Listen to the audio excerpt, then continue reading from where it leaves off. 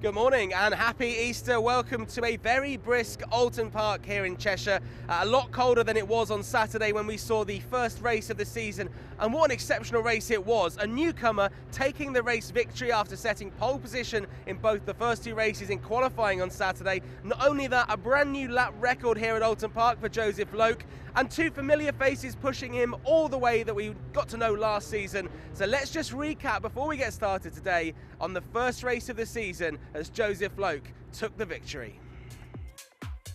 Highlights from the first round of the season here in the GB3 Championship, partnered by the BRDC, as we would get underway at Oulton Park. A slower start from some in the mid-pack like Waberski, but a great start from our pole sitter in Joseph Loke, who would hold on from his teammate Matthew Rees into the first corner. Suter Arau trying to get past with James Headley on the inside through Old Hall, and a bit of front wing being sent off into the sky. That would end up being John Bennett's that would explode on the backstretch coming out of Druids. There it goes, and he would return into the pit lane for a front wing repair. There was plenty of side-by-side, including Alex Dunn trying to make some moves up from an average qualifying down towards the back end of the top 10, and there were plenty of fights just outside of that top 5, all trying to cling on and move up positions.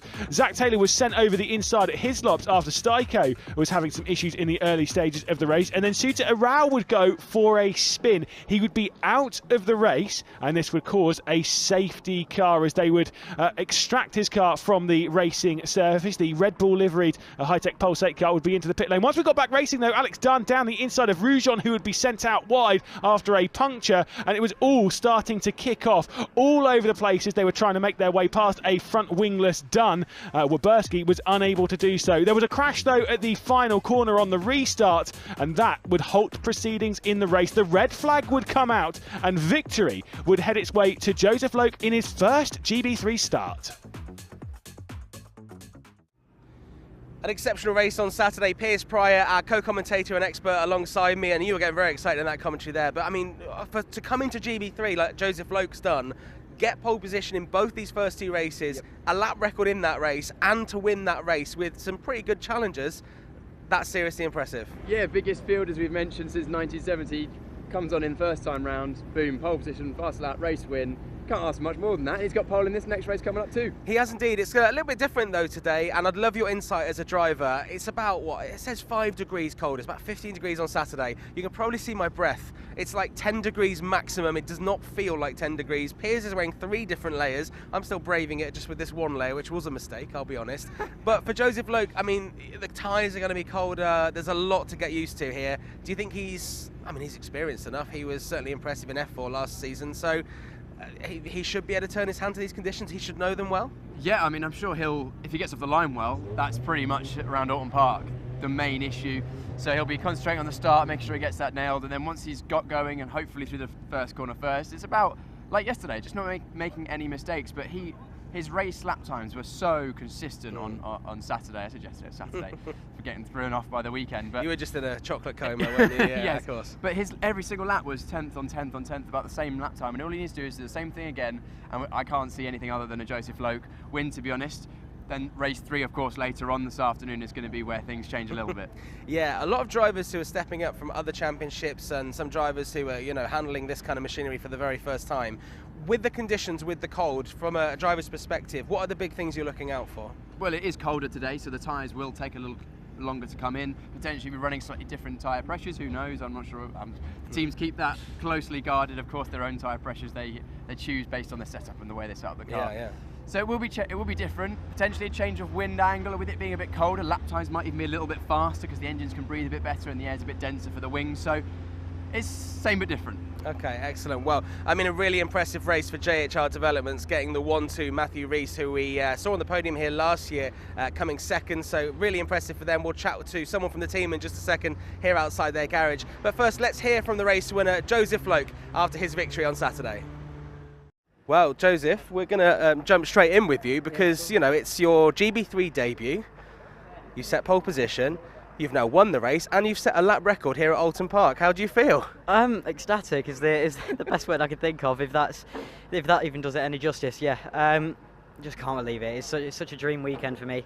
Obviously, last season didn't start off the way that I I would have wanted, and this season I started exactly how I did want to. So, you know, it's just yeah, just so happy to obviously have such quick pace at the moment. Obviously, it's not easy beating some of the guys on this grid. So, yeah, just really proud of myself and the team. You said to me earlier you wanted to just get a good start and get out of trouble, and that's what you did. And Matthew Rees, your teammate, was just behind you, pushing you all the way. But you did, before the end there, managed to just get a gap that was about a second, and then you managed to start pulling away, and it just looked like you were never going to get caught. Yeah, exactly. Obviously, I was just maintaining the gap to start off with. Then I wanted to, when the tyres were there, and I knew the car was at the fastest, I just wanted to try and get a fastest lap. I'm not sure if I did, but yeah, just wanted to see what I could do in terms of lap time, and then I just called it off towards the end. And then obviously the chaos of whatever happened behind me, I have no idea. But yeah, obviously, shame it was cut short. I wanted to go across the line to take my first win, but yeah, still really happy, and it's the exact start to the weekend that we wanted. Yeah, well, it still counts. You have an overall lap record here at Oulton Park, so congratulations, race winner Joseph Loke with JHR Developments.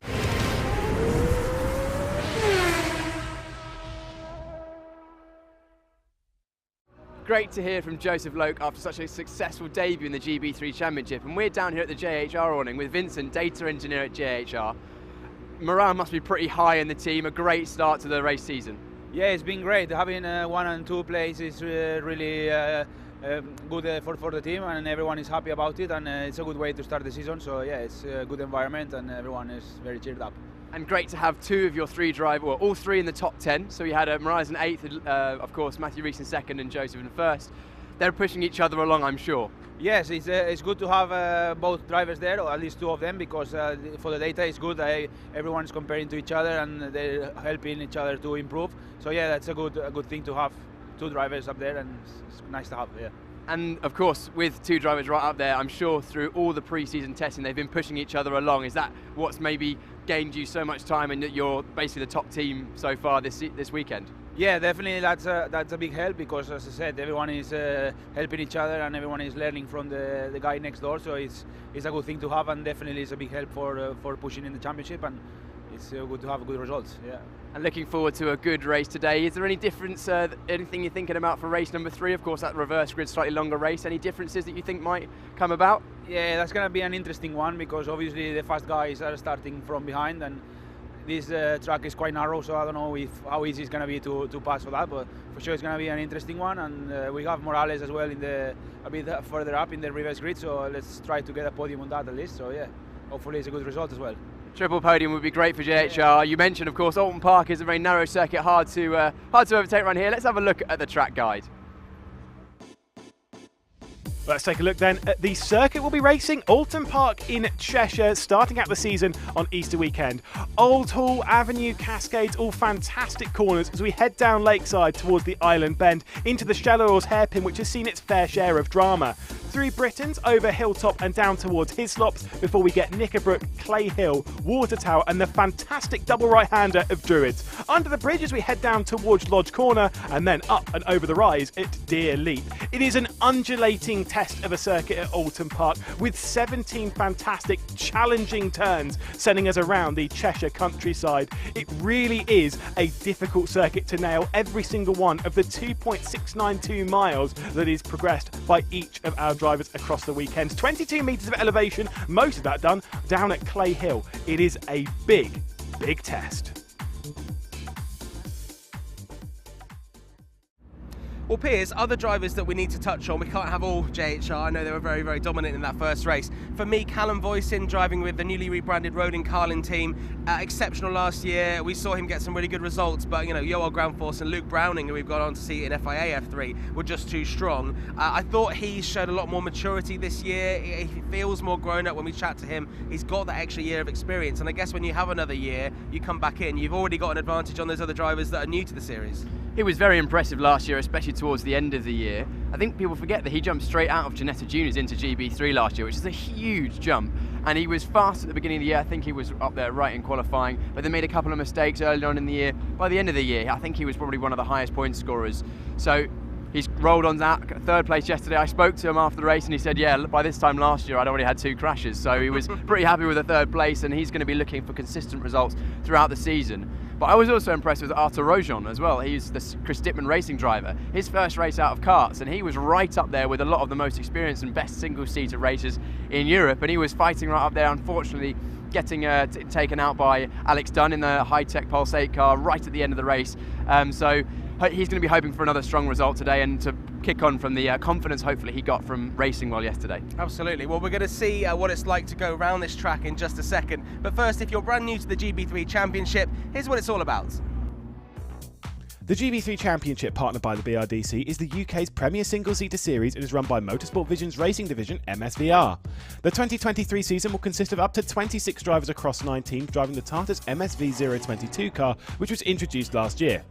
Each race weekend consists of 1 qualifying session and 2 20-minute races, with a final 25-minute reverse grid race where the pole sitter will be pushed towards the back of the pack.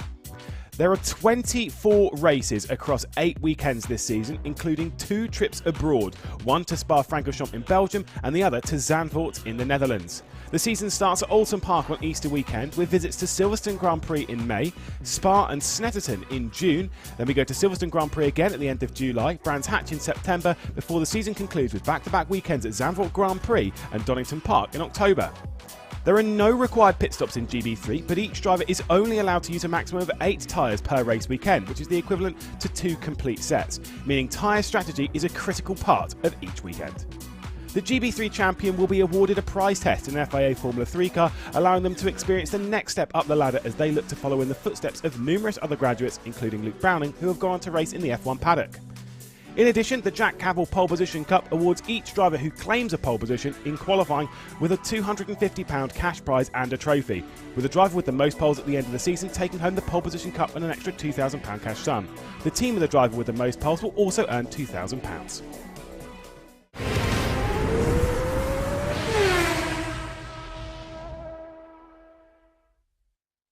I'm Max Esserson. I'm driving for Ford Tech Motorsports and I'm number 42. Yeah, so this is my second year at GB3. As you can probably tell, I'm from America. I came over to the UK in 2021 and raced in Formula Ford here. But before that, I didn't have much racing experience. Most of it was in sim racing on iRacing. I became one of the top iRacers in the world, and yeah, that's sort of where my racing journey started. Great. We know that you had a successful season last year. You've now moved across to Ford Tech Motorsport for the 2023 season. I'm sure you're going to be looking for some big results this year, but tell us about your thoughts, hopes, feelings for this year.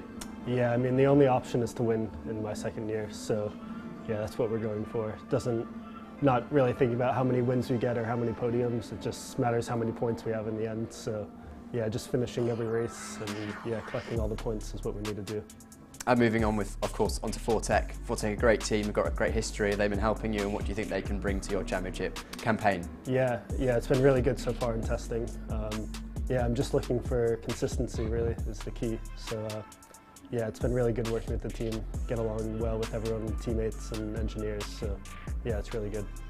I think I know the answer to this one, but what would a successful 2023 look like to you? Yeah, it'd have to be P1. Yeah, nothing else will work, so that's it. What do you think is going to get you into that position? Is it going to be just winning every race? Is it going to be going out and out? Are you going to be a bit conservative? What's your approach to this year, especially because you're considering that you want to get that championship? Yeah, I think good qualifying is number one, and then yeah, trying to run up front, and then in the reverse grid races, just trying to survive really is the main thing, I think, because there's a lot of points you can lose there, really. It's not so much how much you gain, it's how much you lose. Of course. We've got some new challenges this year with a new circuit and of course some new drivers. Do you think it's going to be different to last year? Yeah, I mean there's quite a few good rookies coming up. I think probably a few more competitive rookies that came through than last year, but yeah, and a few returning drivers as well. So I think that's quite tricky. Yeah, and Zandvoort will be a bit of a curveball, especially since it's late in the season. So we'll see how that goes. But yeah, hoping to do a bit of testing there beforehand. Championship grid this year is completely full effectively. We're going to have at least 25 cars on the grid. Some drivers remaining from last year and some new drivers. What do you think it's going to be like this year? Do you think the championship's going to be harder this year than previously? I think it'll be quite tight at the front this year. It doesn't seem like there's anyone that's miles ahead. So yeah, I think between the returning drivers from last year, then you know, a few rookies like Alex, Dunn, and teammate Jared and Ed, it could be pretty close.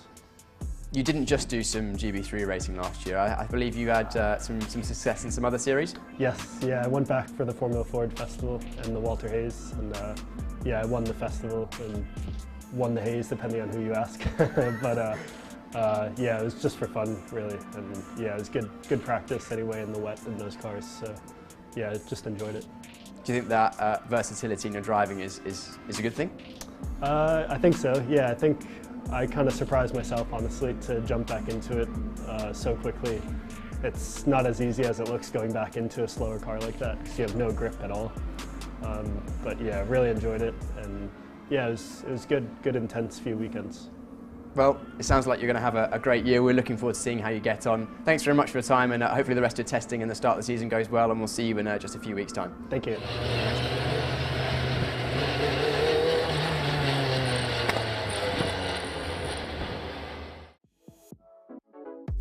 Let's take a look then at the car we'll be racing in 2023. The same car we were racing in 2022, the Tata's MSV 022. A fan favourite amongst those watching and a favourite amongst drivers as well. A tricky beast with a 2-litre 250 brake horsepower engine with all that power going to the rear wheels, being slowed down by Brembo brakes. A look then over the rear end of the car, and we can see the 6-speed sequential gearbox, all controlled by the paddles on either side of the driver's wheel.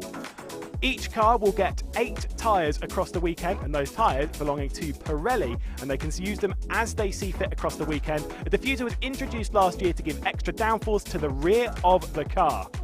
As we head round, we can see the new safety features that were introduced last year, a halo adding 12 kilograms to the car and much needed safety as we head into 2023. The underfloor as well was brand new for 2022, and an adjustable front wing as well, which the teams will use to adjust to maximise performance on each race weekend. Thanks very much, Lewis. The cars have just gone out of the assembly area. I have to tell you that it's just started raining. Whether that will affect their tyre choices, whether things are going to change during the race, we'll find out. But for now, it's the second race of the GB3 Championship season here at Oulton Park. It's nearly time to race.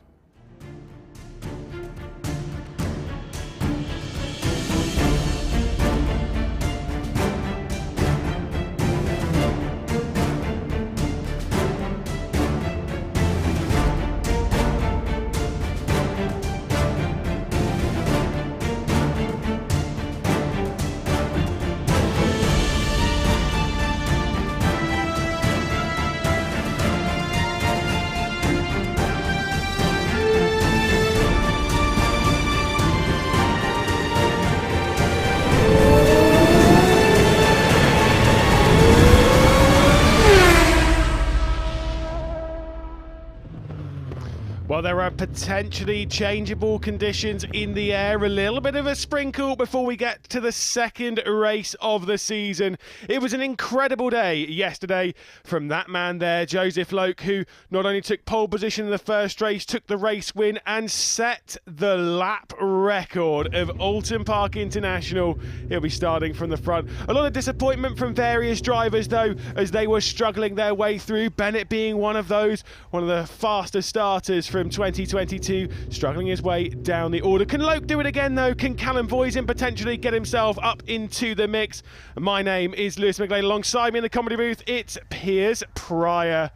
We're in for a stormer here. We're getting 2 formation laps. Yep. Why would we get that? Well, it's definitely raining out there. It's literally the second the whistle blew for all the cars to leave the assembly area that it started spitting heavier, and this is going to be so entertaining. Definitely still slick slow, right? For now. Oh, do you think there might be a pit stop? Well, no. It's a 20-minute race, so it would have to rain. Surely not. It would have to rain very heavily for a pit stop to be worth it. This is going to be an interesting proof for Loke to see if he can handle the pressure of changing conditions. Of course, Voisin on the outside of the front row, he's got a bit more experience in the maybe changeable conditions, but no, it's going to be a very entertaining race. I was rubbing my hands together as I came in the comms box. It certainly was. Let's roll the clock back though to yesterday when we had that race victory from Joseph Loke, and he looked phenomenal in that race, like almost unbeatable. Do you think he is in this race? If it stays dry and he gets around the first corner in first position, then I don't see why he can't do exactly what he did yesterday. He pulled away from his teammate, he pulled away from the field, opening out the gap, and it all comes down to the first corner.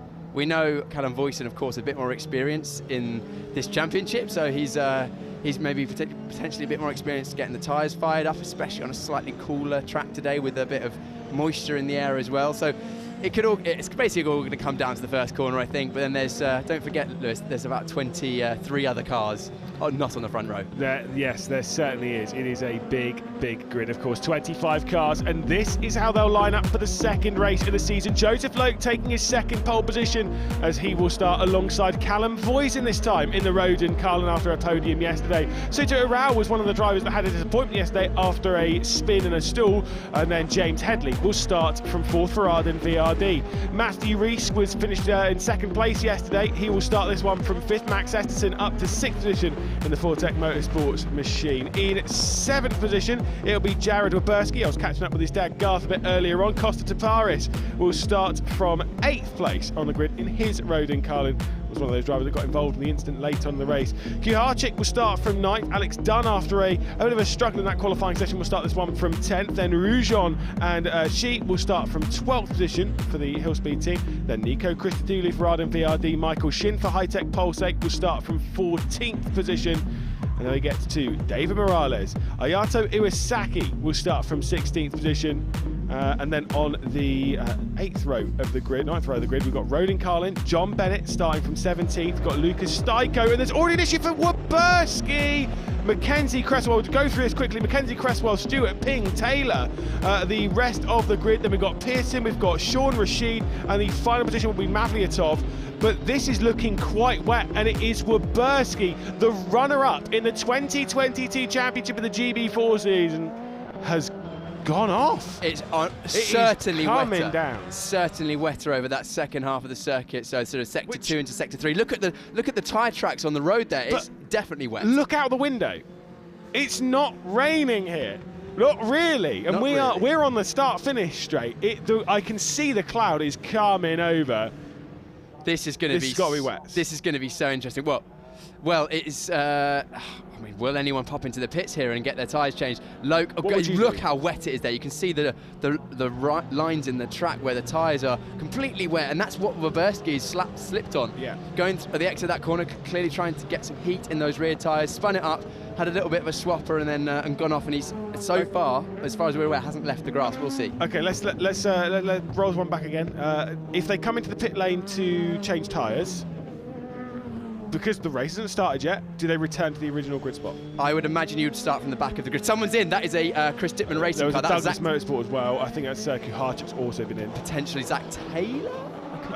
Cresswell, I think. No, Roujon. Roujon, that's a big, bold move. And there's a high-tech Pulsate car. That's Alex Dunn. Alex Dunn, yeah. So Alex Dunn has chosen to go on to wet tyres. Let's have a look at these pit stops here. The team's earning there, and they're running out a lot of the cars at the back of the grid coming in.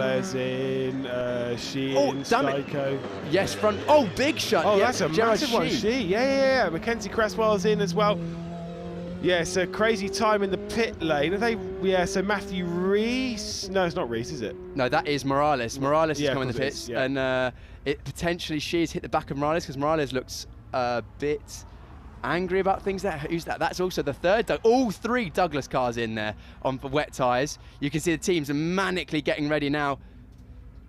Yes, this is drama before the race has even begun, Lewis. This is madness. So Alex Dunn's going to leave the pit lane on wet tyres. That's a great job. First one to do so. Let's take a look.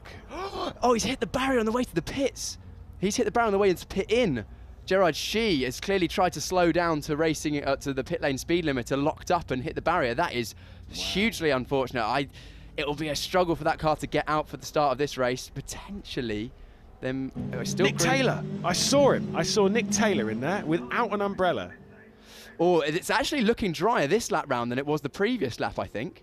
It's not quite as wet. I mean, it's still definitely a bit slippy. You can see that them weaving around frantically to try and get some temperature. And it looks like all the drivers that have pitted on the formation lap for wet tyres are going to be starting from the end of pit lane. And that puts Alex Dunn effectively in pole position of the wet shod drivers. Yeah. What would you want to do in this scenario? God, it's one of those where there's no right or wrong answer until basically at the end of the race, I don't know who's going to have done the right thing. We saw last year that race, I can't remember which round it was, where Reese was one of the only, it was Donington, wasn't it? Reese was one of the only drivers on slick tyres. He came through the field. It's basically pot luck. It's take a gamble. I think if it doesn't rain again, slicks is the way forward. If it does rain, then wets. Oh, that's just silly to say. Oh, they have been released. Okay. There's a lot going on here, Lewis. These drivers on wets, of course, will not be able to overtake each other because I imagine it'll be waved yellow flags around the circuit. They'll be feeling the conditions. They'll be thinking, right, do I need to get temperature in these wets? Oh, yeah, it's really, really wet going into that last corner. This is going to be a big test for drivers like Joseph Loke, for Voisin, of course, those the front row, to not make a mistake going into the first corner, to not trip up over anyone. This is going to be messy at the start because the drivers on slicks, at least for the first few laps, assuming it doesn't rain again, are going to be very, very careful and tiptoeing around, trying not to make any mistakes and trying to stay on the road. Yeah, the start-finish straight is almost completely dry, so it's almost like a little cloud has just come over that sort of section of the circuit. So the wet shod drivers will be getting their tyres fired up straight off the line if they actually get there in time. I don't know, will they wait for them? Yeah, no, I don't think. I don't know what's going to happen. I mean, look at that grid. Obviously, it might look hilarious. It's because a load of people have come into the pit lane. My question is, what do we do? If they wait for the drivers with wet tyres join the back of the grid, that is just putting everything back in the favour of the wet shod drivers because they'll get to the grid with warm, wet tyres. The drivers on the grid now, as much as they've tried as hard as they can to get as much temperature into the brakes, rims and tyres of those slick tyres, all of that temperature is just dissipating while they're stationary on the grid. There's still marshals on the grid, so we're not going anytime soon, I don't think. That's the number 3 there. Very, very. Oh, yeah, the number 3 of Noah Ping. Noah Ping for the Arden VRD team. Yeah, it looks almost like a 50-50 split. Oh, locked up. Alex Dunn is locked up as the last corner. He's pushing hard to try and get to the back of the grid. So it looks like we are going to have grid order. Wow. This interesting is madness. Like I say, this sure. Well, I mean, I say it's surely Dunn's to lose. I can see Dunn getting through a few positions quite early and then really struggling. It's going to be a case of tyre preservation for those in the wet because even if it does rain a little bit more, it's definitely not full wet conditions out there. The circuit is greasy at best. Yes, that section sort of around Druids and down into the last corner is slippy, but it's by no means enough water to keep those wets cool. So it's a bold decision for all of those drivers that went onto wets. I'm saying for now. Oh, actually, it's still raining. Oh, Lewis, I can't tell whether I would have gone wets or slicks here. This is literally, roll the dice. I think if you're Loke and Voisin, maybe a row on the front sort of 2 rows, you're going to stay on slicks because you've got track position and it is 50-50. Anyone towards the back, probably the right thing to do to go on wets because, again, even at the start, if you're in the middle of the field and you're on slicks, it's so dangerous because you have such little control and only a small tap from another driver or just getting on the brakes at the wrong time or touching the throttle wrong and you spin and that could be end of race. Yeah, we are looking out the window. The rain is starting to come down quite a bit now. That was looking towards the start-finish there from the final corner at Lodge. The rain is certainly coming down. Will we get another formation lap here? I would imagine we're probably going to get another formation lap, but I don't know. This will be at the discretion of the race directors and clerk of the course because it might be something for safety now because, of course, those drivers that have changed for wet tyres, they'll be thinking, hang on, I've got an advantage here, but then the race director will always err on the side of caution. I think we're probably going to get another rolling lap at the minimum, but then that puts these drivers here, if they need to then come in and pit for wet tyres, you're effectively taking the pole position away from Joseph Loke, which will be a real shame. Yeah, look how wet it's getting now. Those slick tyres are completely covered in water. That will be very, very difficult to get any temperature in those. We say about, obviously, like removing the pole position or whatever from Joseph Loke, but he didn't pit at the same time as anyone else. He had the same opportunity and didn't go for it. By the way, it's not an elite motorsports car, that's a Roden car. Yeah, I thought it was. I was actually looking because I thought it was in the end of the pit lane, but it wasn't. It was just the angle that was slightly different. You can see all the teams like tiptoeing, meerkatting to see what's going on. Everyone's still on the grid. So we're being told the teams can change to wets on the grid. So that's part of the delayed start we're getting here. Obviously, by the way, the car that's missing will be Gerard Sheep. So there we go. Got Roden Carlin and they'll all go out. They'll all go changing tyres.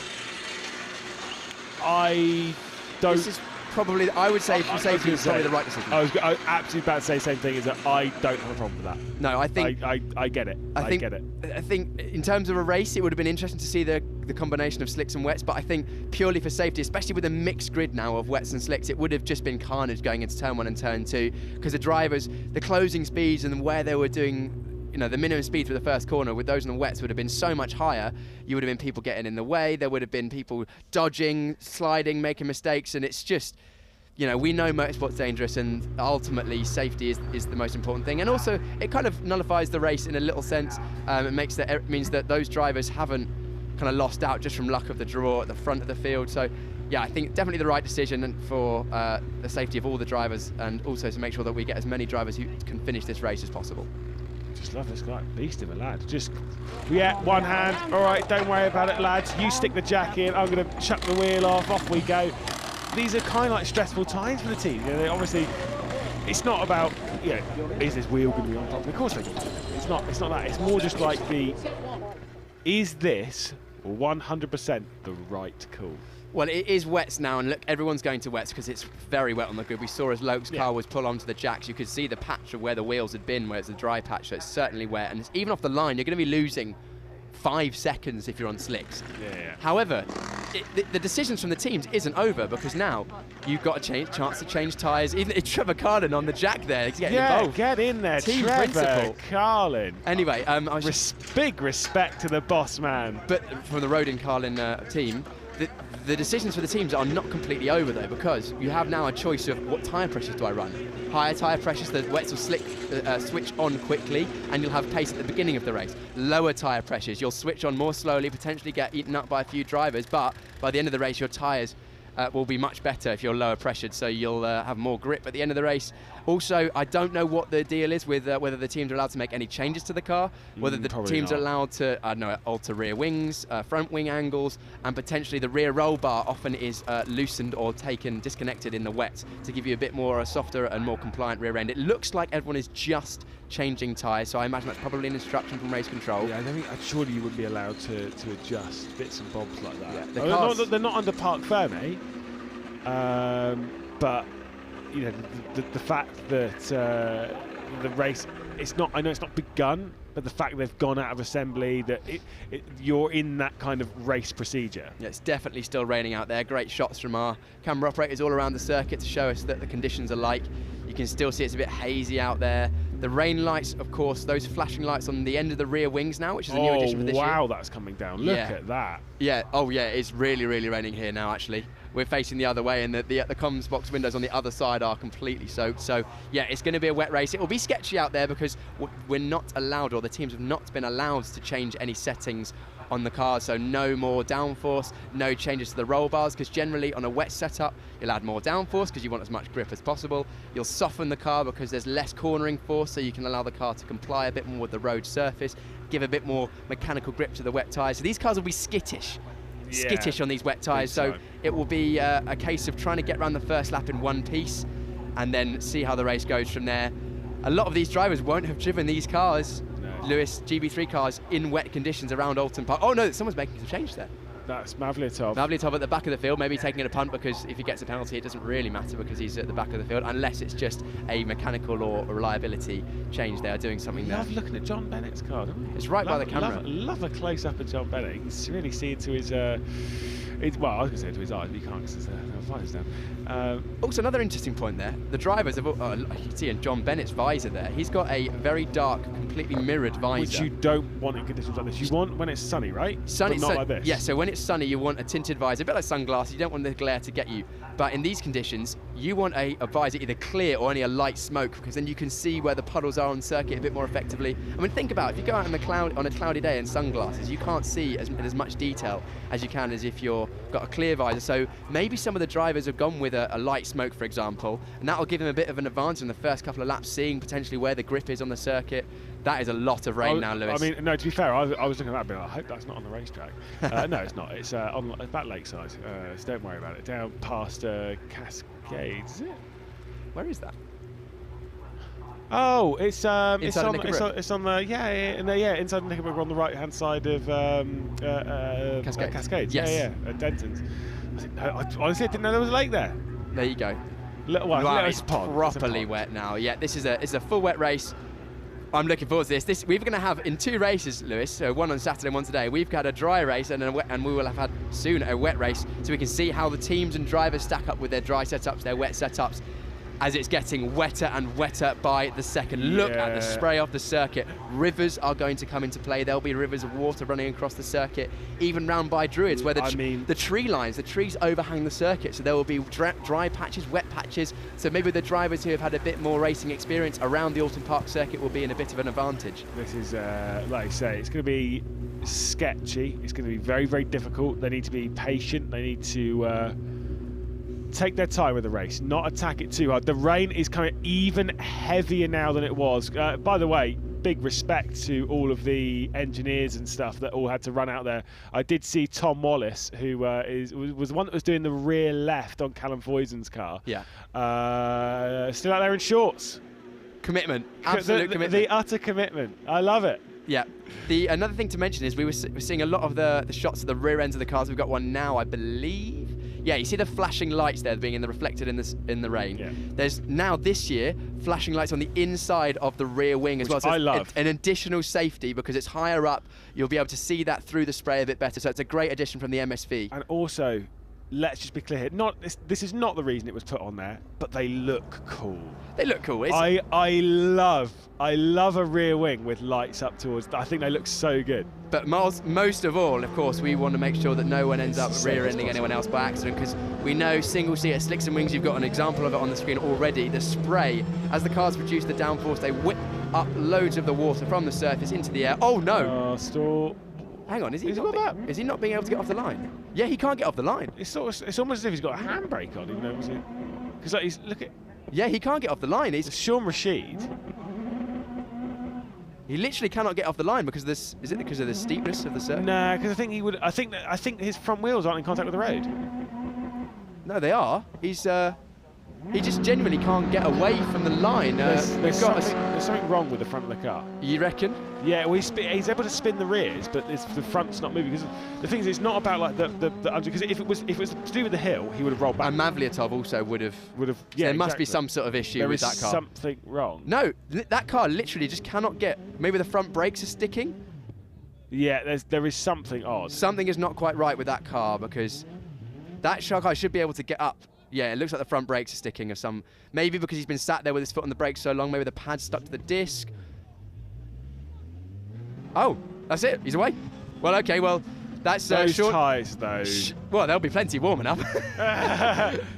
Sean Rashid now leaving the grid, so that's everyone round. He'll have to make his way round fairly quickly. I still think he's got problems on the car. I think it's just as he's gone over the crest. You can kind of see it's bobbling a little bit more. It's one that's not going very quickly at all. So Sean potentially going to be pulling in to a safe space or something like that. But anyway, we take our eyes back towards the main group, the peloton. We've got Callum Voice in there. Hopefully Loke is just up the road there. He's not in shot. Hopefully he hasn't had a mishap. It is very, very wet through the Knickerbrook chicane. Wow, that is definitely the wettest part of the circuit. And you can see the drivers trying different lines, some of them going inside, some of them going outside. They'll be trying to find where the grip is, because it will depend, of course, on how the rain has fallen and what the previous laps have been doing. Some lovely slow motion shots there from our camera operators. That. You can see there, the driver, I couldn't catch the number of that. I think it was Christodoulou. Yeah, Christodoulou, snapping the steering from straight to full lock just to force the front tyres to slide, because that will give him a feeling of how much grip there is when the tyres are sliding. And there's a lot of standing water through Druids. Wow. Yeah, this is, there's a lot coming down to Lodge as well. There's a little bit of a crown into Lodge though, so the water's obviously pushed off to the side. So if you're running kind of on the top of the crown, should be moderately okay. But yeah, this is going to be sort the men from the boys. As Headley, isn't it? It's Headley in the Arden VRD car with the green helmet. He was trying out the grip. You can see the drivers weaving left and right, getting some wheel spin to try and get any temperature they can into the surface of those rear tyres to get the best launch off the grid. It should be a pretty even launch from the left and right hand side of the grid here, Lewis, because it's a sort of a gentle arc as we go over the start finish, so both sides of the grid are pretty clean, so we don't have to worry about any grid side advantages. We can see Loke very, very much on the edge of the white line, about as far forward as you want to go, almost Max Verstappen-ish. checks. That is just about legal. Front tyres on the white line is as far forward as you're allowed to go, just like Max Verstappen did a week ago in Oulton Park. But here we are, Arthur Grosjean back in. He's had a good qualifying session. This is going to be interesting for him. His first wet race. Well, yeah, bearing in mind we were talking about him yesterday and being like, oh, maybe he's racing before. It doesn't have any. Karting. Exactly. It's karting. And so to jump into this, I mean, incredible speed yesterday. We'll see what he can do. So, the grid is formed. The only driver missing from it is Gerard Shee, as we'll get ready for the second race of the GB3 Championship partnered by the BRDC. It's been a bit of a wait as the rain has come down. It's Joseph Loke starting from pole position alongside Callum Boysen. We're underway. There's a couple of slow starts. Soto Arao's not got going from the grid. Matthew Rees is going to go around him as they race their way down towards the first corner. It's a fantastic start from Headley, who's got up to second position as they're all 2, 3, 4 wide as they're just kind of getting through the spray. Out wide goes Grosjean, who was struggling a little bit with the grip going through that first corner, but Joseph Loke is able to hang on. What a great start from Joseph Loke, showing that he's done some practice or clearly knows how to start a single-seater in the wet. Also an excellent start from Alex Dunn. He went round Soota Arao on the inside, and also Matthew Rees as well. Yeah, Rees was the one that pinched him by the wall. You've got Callum Boysen that was trying to get on the attack going down towards Island Bend on James Headley and was not able to try anything. You've got to be very, very careful in conditions like this. You cannot underestimate them. Max Estes, I think, also made a couple of decisions on that start. Yeah, as we see Mavliatov at the back there in the black and bright yellow car going around the outside. This is a journey into the unknown for all of these drivers. Looks like Headley has got the best pace of the front group now. As we see, it's a big move. That's Morales going straight across the British chicane and managing to hold a position. That'll, as we see the elite car there going through in the background. I couldn't catch the number. Yeah, Styko was the one that was getting dropped. I think it might, I don't know, it might have been Cresswell back there. So as we see them all, there's a spinner in the background. There's also right in front of Arden VRD. I'm not sure who it was. Again, it looked like an elite, but I'm not 100% sure because everyone's racing in black and yellow this year. Yeah, and also the spray is as we see, Headley looking around the outside. This is a move for the lead now. Headley looking very racy. Clearly got the confidence from last year. Loke tiptoeing around a little bit. He's looking up the inside into the last corner. Potentially outside is the move, Lewis. Yeah, Headley's like, he's got basically everything nothing to lose, everything to prove right now. He's not sure if he's doing a full season in GB3 in 2023. He's jumped in quite late into the Arden VRD team, and if he can take a win at this point, I mean, kudos to him. There's a couple of moves coming to the outside there as they race their way through. It's the number 9 of Zach Taylor trying to go on the attack as we head down to the first corner. Esterson's had a great start, of course, up 2 positions to 4th place from 6th. Headley's backed off a little bit through turn 1 as Voisin's now coming into play. Shin in 6th, up 8 positions. What an absolute legend. Shin, yeah, that is Shin's come through in the Holotech Class 8 car through the field. He's clearly had some experience from his racing in Asia. I think Shin did well in the Chinese F4 Championship last year. They must have had some wet races because he's got the good feeling in the car there. Soota Arao is heading backwards through the field. He's clearly not particularly comfortable with this car around this circuit in the wet conditions. Maybe he hasn't had a huge amount of running as he's now under pressure. Headley back on the right on the back of Loke again for the lead. He's got a good exit. This could be a move on the outside into the Knickerbrook chicane. Yeah, he's got to send it in. It's going to be risky. Obviously, Joseph Loke's going to squeeze him over as far over to what is the right-hand side of the shot. That number 4, that charcoal grey's going on the attack. It's James Headley. Joseph Loke might run wide here, but he manages to keep it on the road. It's sensational drive from all of them. A big kick of oversteer from James Headley as we head towards Knickerbrook. Out wide, Headley goes, but he should have the rise up Clay Hill. The covering off there from Joseph Loke, and it's side by side as we head through Clay Hill, up past Water Tower towards Druids, and it could be a fantastic move from Headley, who's trying to absolutely send it in. He's not able to do so, but he's got the up and under as they come up towards that final corner, and James Headley, he's had to work for this, but he might just be about to take the race lead. The number 4 to the inside and Headley to the front. Headley has set that up about 4 corners in advance. It was from the Britain chicane he sorted that out.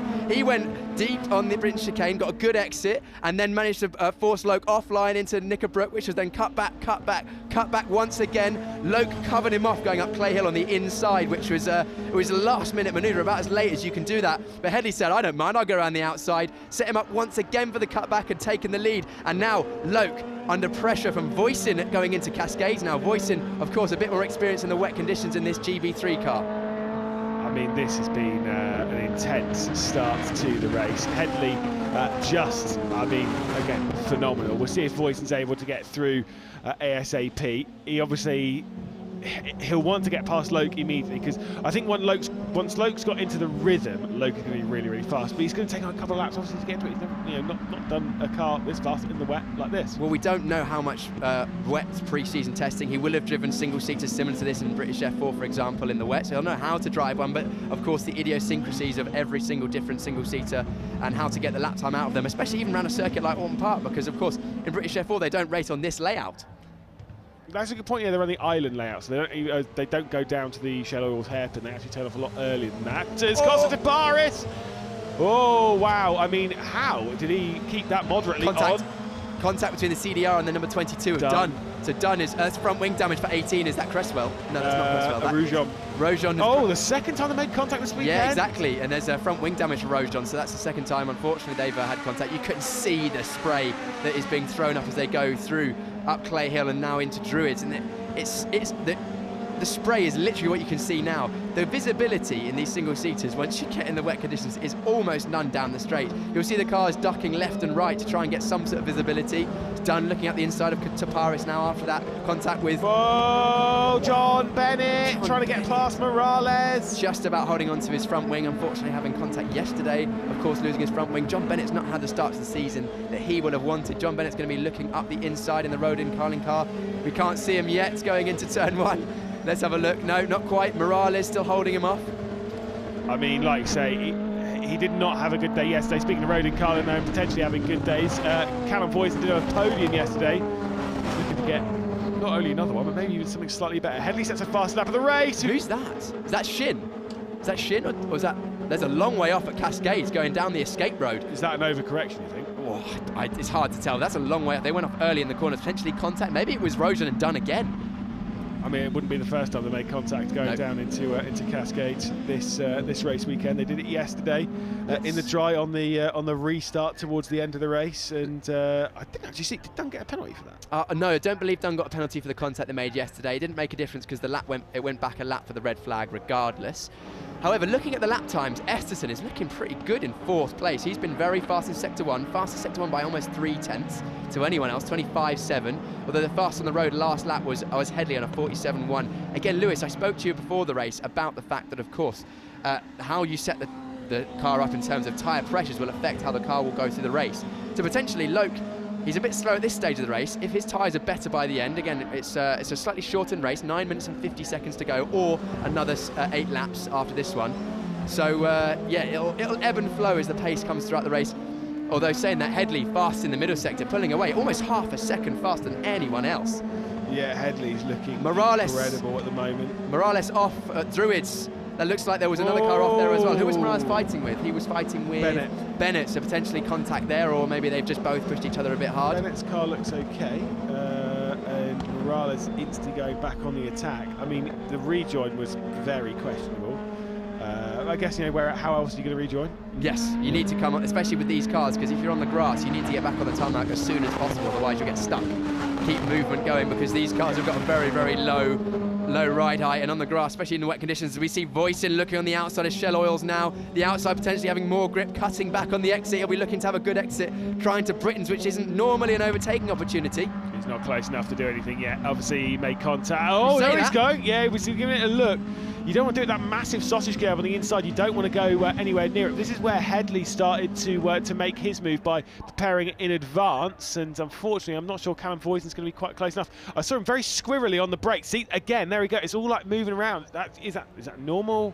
Another thing to think about, I mean, I'm sure all of these drivers with their extensive experience, most of them, especially at the front end in single seats, will know, but you have to change your brake bias in the wet, because as you brake, less weight transfer in the wet, because obviously less G-forces. We see Voisin getting very close up to the back of Loke. There's going to be side-by-side once again into Druids. Voisin, can he go around the outside, or will he look for the cutback, just as Headley did a few laps ago? He is doing exactly that. I mean, but it's been covered off, though. The decent drive on the exit of Druid there from Joseph Loke. It's going to hold the inside line as they come down towards towards Lodge. Callum Voisin sending it into the outside. Could be the up and under once again as they head through Lodge Corner, down the hill, up over Deer Leap, and it is perfection from Callum Voisin. What an up and under. That was beautiful. That Absolutely beautiful. That is a textbook wet. Oh my goodness, I thought Lowe was sending up the inside of turn one. That is a textbook wet weather manoeuvre from Voisin there, sending the driver defensive on the inside, going wide, getting off the rubbery, slippery in the wet racing line, and getting a better exit narrow and going past. Esterson is now going to be looking for his first podium of the season with the new team that he's racing for in that white and red car, which is Fortec Motorsport. You can see he's actually been pretty quick. He was fast at the start of the race. Esterson actually setting the fastest speed at the end of Sector 1 as well, so he's pushing on hard to try and get onto the back and get his first podium. He's had a strong race, and he looks like he's taking things pretty easy. He's not pushing too hard. Seeing how the race comes to him, he's got a nice big gap behind, almost 10 seconds to Shin as we see a Douglas car off. That's at the exit. Styko at Cascades as well, similarly to Styko off last lap as well. Yeah, so what I'm thinking is they're going down to Cascades, it's starting to slide, and then they're overcorrecting it. You know, they're just trying to catch it, and when you overcorrect like this, it's just sort of like hard off to the right. We'll take a look at a replay, I do believe, and see exactly who went off, because this is when Morales went off. Whoa, Morales and Bennett both basically pushed each other into... That wasn't Bennett. No, that wasn't Bennett. It's Elite Motorsport. I get where you're going with that. I'm not sure who it was. Couldn't see this because of the spray, but Morales and whoever that was, and we'll catch up with it in a moment, they were basically just playing game of the last late breakers into Druid to try and maintain track position. They ended up both going off and losing a lot of time and positions. Well, yeah. Oof. Hang on, someone's got the fastest lap at the back of the field. When you're in a race like this, obviously you're going up towards Druids. Your reference left and right when you're behind someone in the spray is almost minimal, right? Oh, I mean, the reference points that you use in the wet, especially when there's so much spray in the middle of the pack, are so different. In the dry, you know, visibility isn't an issue. You can use, you know, even marks on the tarmac, tyre marks, little bits of curb, but in the wet, all of that goes. You're basically using your peripheral vision and also almost sort of the rhythm of the circuit. You know how long it takes you to get from corner to corner based on your previous lap and where you changed gear last. You feel it. It's very much a more of a, you're feeling your way around the circuit. As we see the Rodin Carlin there of Costa Taparis in the black and white, pressuring the back of the high-tech Pulse 8 in the Red Bull livery. There, of course, that is Suter Arau. Suter Arau's not looked so comfortable. Still in 6th place, though, but these guys are a long way off the back of the front group. Arau was looking really strong yesterday until the incident. We don't actually see what happened with that incident, but he had an incident going through Britons, which we're coming up to now. He seems to be more confident in the wet. Yeah, he's not so much confident. But again, these circuits, they all have very different specific ways in which you need to get the lap time out of them in the wet. The way you drive the car at Silverstone to get the lap time out of the wet might be very, very different to the way you would drive Oulton Park. Oulton Park, you're using the curbs a lot more, sort of straight lining the chicanes, whereas long corners, open wide sections like you would have at Silverstone is very different. So if you've only driven this car, for instance, at a different circuit, it'll be a different thing. As there's Taparis going through. Yeah, he's having problems there. Obviously, just struggling with the car. And unfortunately, not able to. I mean, he lost not as much time. No, he hasn't lost any time there. So that's a good thing. You only be allowed to do that a couple of times. Going through the cut-throughs will go through the cut-throughs will. Only be allowed to do a couple of times. As we see Headley still extending the gap at the front there. Voisin in 2nd place is now going very fast, setting the fastest lap of the race at 43.9, so only a 10th or so faster than Headley. You can see the lap times toing and froing there throughout the field. Who else is fast down the field? It looks like, Loke still clinging onto the coattails. That battle between Taparis and Arau still going on. Tell you what, the number 7 Orlan car in the blue Douglas Motorsport, that is Timet Kuharczyk. He's looking pretty strong off the back. Kuharczyk off the back of Rojan. Of course, Rojan we saw with the contact earlier in the race has actually got some front wing damage. Coming down past the island corner there, that is Suter Arau still under pressure from Costa Taparis. Taparis, of course, from Australia, so maybe he hasn't got the most experience in the wet conditions.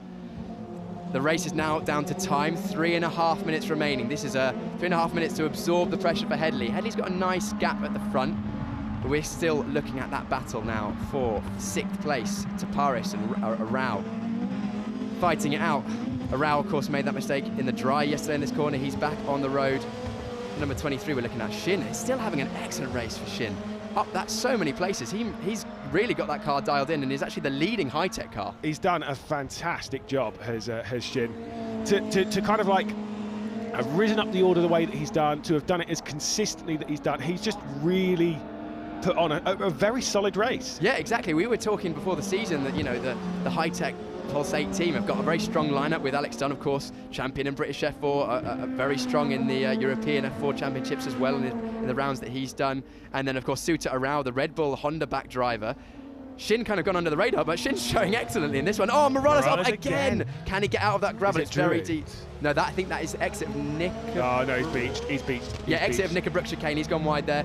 That is almost certainly a safety car. Potentially, especially in the wet conditions, his car is beached, so he's had a very dramatic race, but Morales will be bitterly disappointed with that. He's had a few offs this race, been fighting hard, and unfortunately ended up in the gravel trap. Not the start to the season that Morales would have wanted. As that's the number 20, Styko. Exit oh, no, Druids. sorry, I thought it was 11. That's not Kuharczyk, it's number 20. Sean Rashid. It is Sean Rashid at the back of the field. Unfortunately, Sean gone off hard there at the exit of the Druids corner, which is a very fast double apex corner, and you only have to go a metre or so wide and you'll be off the circuit. That's almost certainly, with both of those incidents, I reckon going to be a safety car, potentially the end of the race. It would be the end of the race. But the drivers will have to race to the flag, so they can't afford to make a mistake yet. Yeah, until they're told otherwise. Yeah, they Sean keep Rashid going. So Sean Rashid getting out of the car. There'd only be a couple of laps left anyway. 1 minute 30. Let's have a look at the incident. So Rashid, yeah, just turning in a bit late, got a bit of oversteer in the middle of the corner, and you can see with the wet grass, as soon as you leave the circuit, there's almost no stopping you. Bennett and well, it wasn't Bennett, it was who else was it earlier on that went wide? Morales, yeah.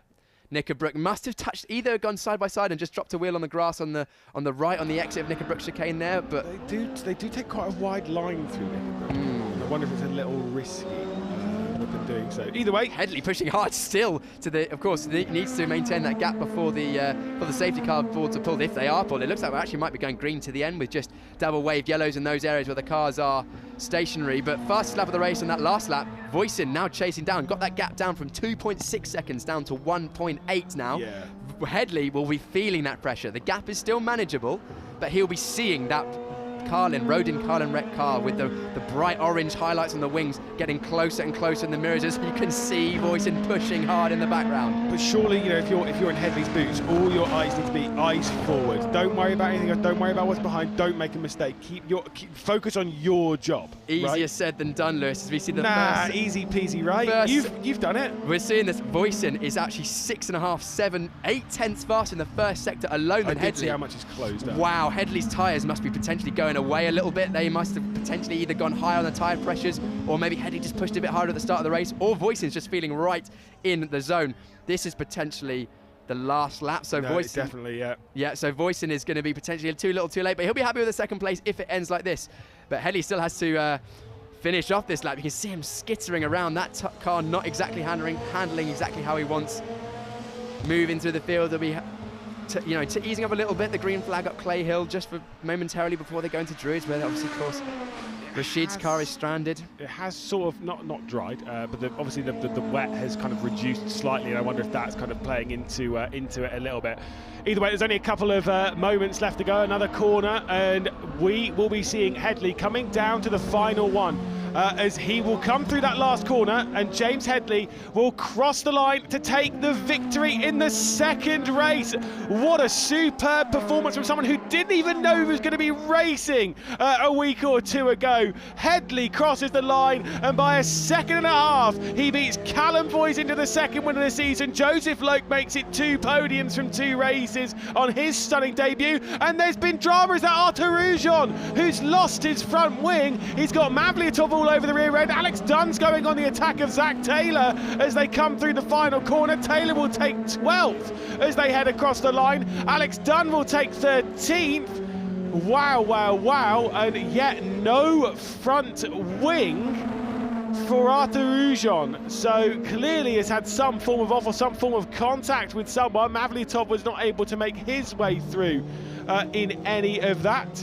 And either way, the other one in there, by the way, was Iwasaki. He was driving for Elite. What a drive. What a stunning drive, though, from James Headley. He did a lot of work early on in the race. He made his way through the pack in the early stages. and then set up a beauty, an absolute peach of a move on our then race leader Joseph Loke, and just made his way through, picked him off, and bish bash bosh, easy as you like in what has been very difficult conditions here at Oulton Park. And suddenly, I'm not joking here, sun's out. So yeah, classic. Welcome to Cheshire. It's the someone I was talking to last night. They said if you don't know the weather in Cheshire, wait 5 minutes. And it's like, yeah, no, that's a really, really good point, and we've seen that in this race. Madness, absolute madness. Love that, and I love to see new winners. I love to see the storylines of someone who doesn't know what the future holds, who was doing this, and was hoping, real fingers crossed, for a couple of really good races out here to maybe drag in a little bit more sponsorship and prepare themselves for potentially the rest of the season. And for Headley, that is exactly the position that he's in. The number 4 taking the top spot. And you can see he's happy. This will be a good moment for Headley, for the team, for the family, and certainly inside that helmet right now, he is going to be over the moon. Headley will climb out of his car, and you can see he's still got his elite overalls. We won't talk about it too much, don't worry about that. He'll climb out of the car as they all head into the park firmly, into the final area. And a little bit of celebration there from James Headley. Obviously, he'll have all the photographs. Obviously, he'll have all of the celebrations. Family, friends, whatever, whoever's come along. There'll be big celebrations between him. Callum Voisin coming over straight away. We'll probably have a quick word with Joseph Loke and say, "Did you see that move I did on you? By the way, it was epic," because it was. And then obviously we'll catch up with him and see exactly what he thought about that race, because I'm sure he's got some strong opinions. Straight over, that'll be John Bennett, who obviously is quite close with James Headley. They're not driving for Elite, either of them, but they used to. They were teammates. They've got along very well over the last year or so. They're fairly close. So John Bennett instantly coming over to congratulate. And like I say, I love that the paddock is that close. We'll hand down to Jon Jackson though, who'll catch up with our podium finishers. We can see James Headley here. I'm going to jump straight in, actually. He's been celebrating. James, I mean, considering this was not maybe in the plan more than a week ago, this is exactly what you want, your first race win in GB3. Exactly, yesterday we had a bit of time to reflect, and even though I was happy with 4th, I was just saying to my dad last night, I really want to win. I thought, well, I did qualify 4th, so I'll make the most of that and collect the points this weekend. I wasn't expecting it to get so early, but yeah, thank you so much to Arden, providing me with such a good car. And yeah, without them and my sponsors, I wouldn't even be here to get this opportunity. So yeah, absolutely mega. I can't believe it. Your dad was rattling the fence here, getting very, very emotional. What was it you shouted when you got out of the car, assuming it's something we can broadcast? No, it's who's going to carry the boats? It's just like David Goggins, makes use it in the gym, so I just thought of that. But nice. I mean, look, we really need to see you back on this grid, don't we? Yeah, for sure. I mean, this is what we've been saying, get the money for the first race, and then get the good results, and then hopefully the sponsorship will come. So, if we keep doing this, there's nothing more than we can do, So it's like, yeah, well, I mean, yeah, just keep it coming, please. I was going to say, if you're a sponsor who's watching, you've got someone who's just won their first race in terrible conditions. So, James Headley, congratulations. We'll let you continue your celebrations, and we'll find Callum Voisin, who was second. Callum's just over here. Hey, Callum, I mean, you were very patient there with Joseph to get past him, and you made the right choice of the moment to overtake, and that was it, really? Yeah, well, I mean, it was a hectic race for everybody. I think I wasn't expecting it to rain that hard. So, on the green flag lap when we were on slicks, and I was thinking, oh, maybe I should go wets or something like that, but I didn't think it was worth it. But then once it, started bucketing down, I knew that everybody would go wets. But no, I mean, really good race from me. Very happy. Another podium, so that's good. And I felt like I had a little bit more pace than James, but once the yellow flags came out, for half the lap, I thought, well, there's no point. You can't go faster in yellow flags anyway. So no, I mean, really happy with the result. Excellent stuff. We'll let you go and celebrate. Callum Voisin there with Roden Carlin. We're going to find our third place driver. Oh, he's just literally the wrong way. Here he is, chatting to the legend, Matt Acton. Joseph Loke, third place. I mean, it's not too bad. I know you'd be disappointed to have lost that place there and maybe not challenge. I mean, it was tricky conditions. You sat on pole position there and everything going on around you. It must be quite stressful. Yeah, it was really tricky. Obviously, you know, our car's definitely not suited to changeable conditions. So it's very, very tricky to just keep it on the track, which obviously I didn't manage to at one point. So yeah, it's a shame, but obviously it's still P3. It's still a good haul of points, and yeah, just happy to bring it home, to be honest. Yeah, you look like you were struggling for traction there, and obviously I just said to Callum there, he was very patient in waiting for the right moment to get past you, and once he did, it was tricky for you to get back around him. But we've got the reverse grid race coming up a little bit later on. Are you looking forward to making up a few places there, maybe? Well, it's just a bit of fun, really, for the people at the back. So obviously, I think I'm starting P25, so yeah, we'll see where we can get to. That'll just be a bit of fun for me. Try and keep my car clean, but obviously that's not the priority. So we'll be going all out, seeing how many positions we can make, and you know, we can maybe snatch a top 10. That'll be good. Excellent stuff. Joseph Loke with JHR. I'll let you go and celebrate with the rest of the team. It looks like all the cars have stopped here for some reason. I think maybe one of the gates wasn't open to let the cars go back through. I guess these drivers are going to go and make their way to the podium. It looks like they're maybe going to the podium. I can probably maybe walk and talk with one of the drivers. I'm not entirely sure what's going on here. This is Carly from GB3 here, looking very important, doing her job very, very well as always. Let's see what's going on. I mean, Nico, I'm just going to grab you just for a second, just before the podium. I mean, it was a little bit tricky out there. We saw you have a little moment or two. Yeah, it was. Wasn't the best race, but I mean, I think everyone was in the same boat. No one was expecting it to pour last minute, so had to make a split decision right before. Saw everyone diving in pit lane, thought I could gain 8 or 9 positions, so decided to drive straight through, and then the messy start, it was just super hard to see, and everyone stuck in from there, and it was just follow the leader from there. Not your weekend so far, but the reverse grid race, you've got a good chance to make up some places. Yeah, I think we're starting 11th, so it's not too bad, but yeah, definitely focused for the next weekend, Silverstone. I mean, last time we were there, it was a very good result, so more focused there, and we're ready for that one. Excellent stuff. Nico Christodoulou, thanks for chatting to me. We, I believe, are ready for the podium now, so I'll hand back over to Lewis McGlade to talk you through the celebrations. Yeah, certainly so. We'll take a look at the podium in a moment. Before we do that, we'll take a look at the results from the race, which was a superb one from James Headley, Callum Voisin in second, Joseph Loke in third. Those are the podium finishes that we just caught up with there. Esterson in fourth, then Shin, Arau to Paris, Garchek in eighth. John Bennett actually worked his way up, didn't even pick up on that. John Bennett working his way inside the top 10. Super stuff for the Rodin Carlin man. Nico Christodoulou rounding out the top 10. Again, a very impressive race from various drivers, and it's kind of one of those ones that you've got to take in those conditions. For some of these, they've either never raced in the wet or certainly not in cars that have this much power. It's about 260 brake horsepower going purely to the rear wheels, no traction control, no nothing like that. It's quite hard to keep it just on the tarmac, on the slippery stuff. We saw it during that race that a lot of people were sliding off the road and struggling to keep full grip.